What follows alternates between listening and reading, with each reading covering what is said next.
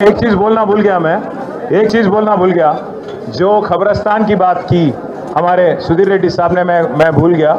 मैं आपको एक चीज़ याद दिला रहा हूँ आप सभी को कि 125 एकड़ ज़मीन रंगारेड्डी और मेडशल अजलाओं में आपके खबरस्तान के वास्ते देने वाली हुकूमत है केसीआर हुकूमत। 125 एकड़, वो भी क्योंकि यहाँ पे जगह कहीं अगर नहीं है हैदराबाद शहर में तो उनके वास्ते दिया गया।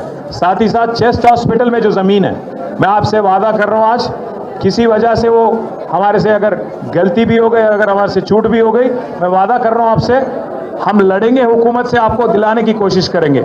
अगर हुकूमत नहीं मानती है तो जिस दिन हमारी हुकूमत वापस आएंगे पहले ही दिन जीवो निकाल के आपको देने की जिम्मेवारी हमारी है, आपसे वादा है।